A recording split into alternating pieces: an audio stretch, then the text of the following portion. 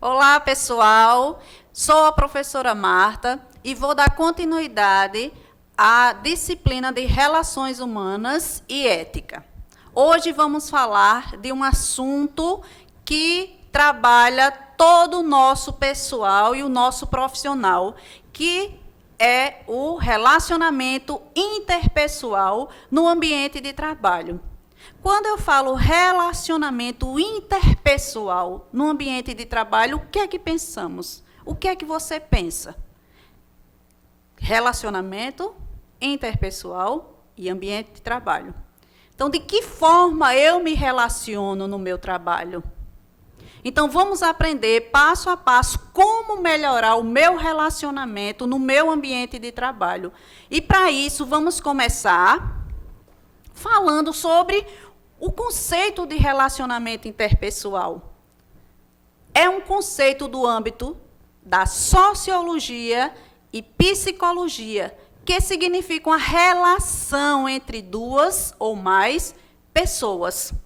Este tipo de relacionamento é marcado pelo contexto onde ele está inserido, podendo ser um contexto familiar, escolar, de trabalho ou até mesmo da comunidade. Então, é um relacionamento o quê? Uma relação entre duas ou mais pessoas. No mundo em que vivemos, a visão é diferenciada um do outro. Então, vivemos numa sociedade que cada um pensa de um jeito, certo? E por isso que relações humanas se faz tão necessário nesta disciplina, no seu curso ou em qualquer outro curso. Ok? Qual a importância da relação interpessoal no trabalho? Qual é a importância que tem estudar sobre esse relacionamento interpessoal? É de fundamental em qualquer organização, pois são as pessoas que movem os negócios, estão por trás dos números, dos lucros e todo bom resultado. Daí a importância de se investir em relações humanas. O conhecimento, primeira coisa que temos que ter, conhecimento de si, eu me conhecer, e a convivência em grupo. Eu preciso me conhecer melhor e depois tentar conviver melhor em grupo. E para isso eu preciso entender melhor o que é grupo, o conceito de grupo. Conjunto de pessoas com objetivos comuns. Em geral, se reúne por afinidades. Então, os grupos ao qual eu estou inserido, eu estou por afinidades. Pessoas que gostam do mesmo tipo de música, aqui o mesmo curso. Na minha família, quem gosta mais de esporte, quem gosta mais de tal tipo de música. Então, eu estou mais, quando eu falo relacionado a grupos, eu falo em questões de afinidades. Mas nem sempre ter afinidade é suficiente para manter um grupo unido. Olha quanta reflexão a gente precisa ter. Nem sempre eu sentir ou estar pela mesma coisa é suficiente para manter esse grupo unido. Porque mesmo em meio a toda essa afinidade, encontramos pontos de vistas diferentes. Mesmo eu em meio a um grupo, junto por afinidade, eu encontro ainda pontos de vista diferentes, pessoas que pensam diferentes, como o grupo que vocês estão inseridos, o curso que vocês estão fazendo. Então, mesmo pela mesma afinidade de gostar da mesma coisa, do mesmo tipo de trabalho, mas existem pessoas com visões diferentes, pensam diferentes, agem diferentes. Respeitar o ponto de vista de cada componente de um grupo, suas opiniões pessoais, e se aculturar a forma de ser de cada um é de fundamental importância para podermos conviver de forma harmoniosa, vivermos em harmonia e equilibrada também, tanto em grupo como na sociedade. Tanto em grupo que eu estou unido, que me fala que é a questão da afinidade, quanto na sociedade. Então, eu preciso respeitar o quê? O ponto de vista de cada componente desse grupo. Suas opiniões pessoais também. Então, esse é uma das partes mais importantes. É a questão para se ter uma convivência, uma boa convivência em grupo. A forma como nos comunicamos, nossa capacidade de compreender os outros e fazer-nos entender com clareza, determina em grande medida o sucesso em nossas relações significativas e no cumprimento de nossos objetivos. A forma como o quê? Nós nos comunicamos. Para existir a comunicação, tem que existir a mensagem, o receptor e o emissor. E de que forma eu me comunico? Como é que eu vou me comunicar? Isso é muito importante para o sucesso dessas relações. A atitude do outro. A questão da atitude é algo bem pessoal. Julgar a atitude do outro sem saber definir o seu embasamento e nem tampouco a própria definição do que vem a ser atitude, pode nos levar a agir de forma injusta com o nosso próximo. O que eu quis falar com isso? A questão de julgamento antecipado.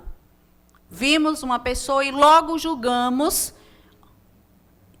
como ela se veste, por que ela se veste daquela forma, e julgamos a forma de falar, a forma de sentar. Então, levamos a certos julgamentos que não devemos fazer. Então, não devemos o quê? Julgar, sem embasamento algum. O conceito de atitude é o conceito mais central de psicologia social. E foi, ao longo do tempo, aceitando definições sucessivas.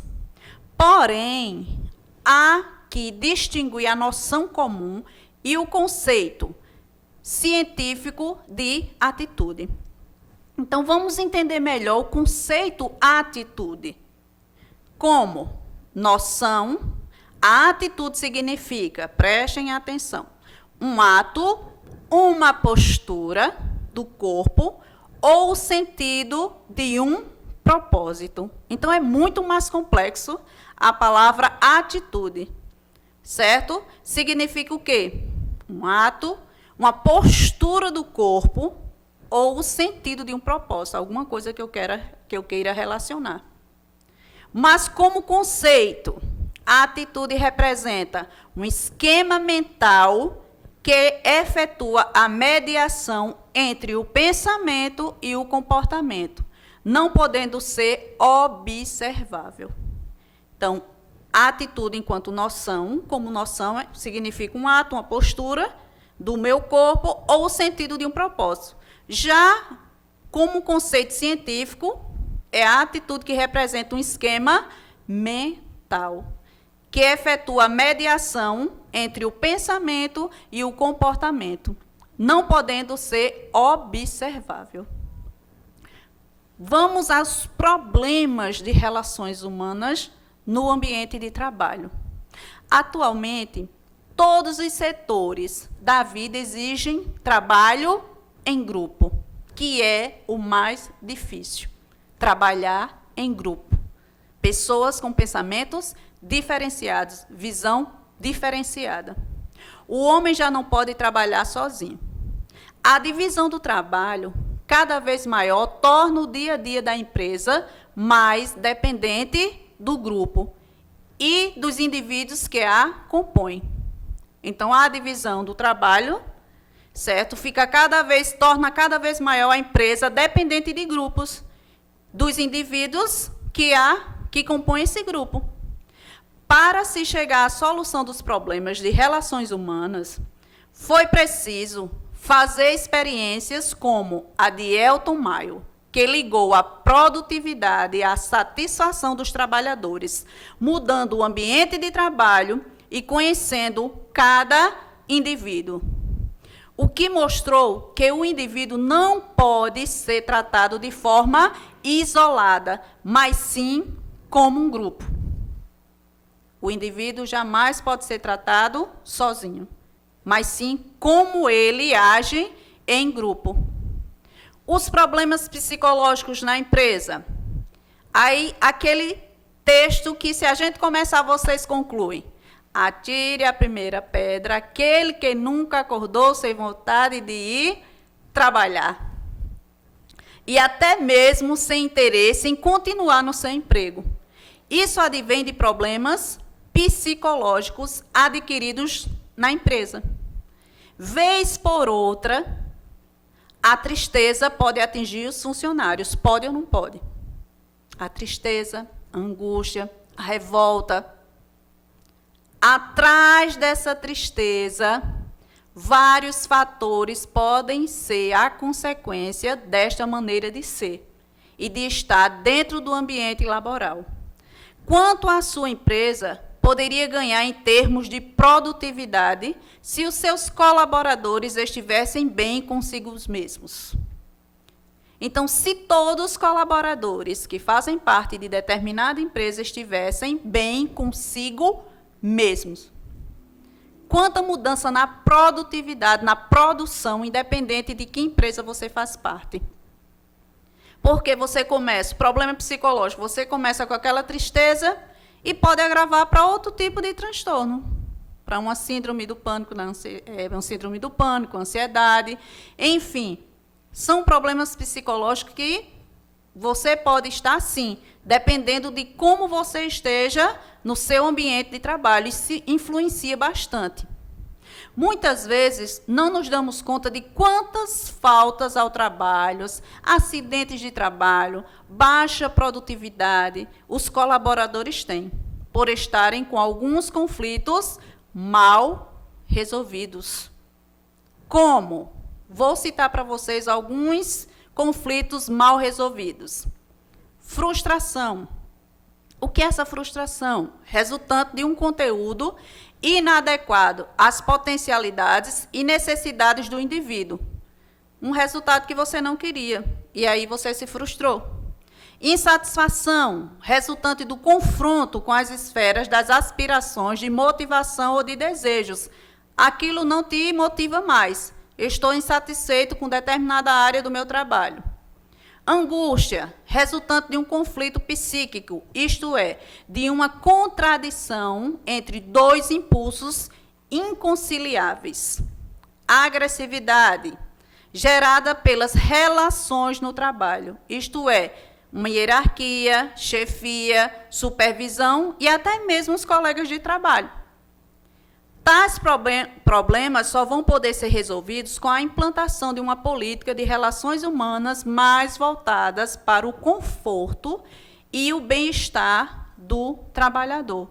Então, frustração, insatisfação, angústia, agressividade só vão ser resolvidas com a política de relações humanas mais voltadas para o conforto e para o bem-estar desse trabalhador. E aí vamos falar aqui sobre a comunicação. No meu ambiente de trabalho, eu preciso me comunicar, sim ou não?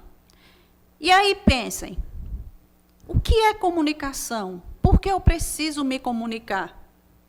Segundo Lombardi, ele diz que a comunicação é a troca de informações, ideias e sentimentos, processo que mantém os indivíduos em contato permanente, propiciando a interação um com o outro. Para que exista uma comunicação, eu preciso de quê? Eu preciso de uma mensagem, eu preciso de um receptor e eu preciso de um emissor. E na próxima aula falaremos mais sobre comunicação e as barreiras da comunicação que interferem no meu ambiente de trabalho. Ok? Até a próxima aula.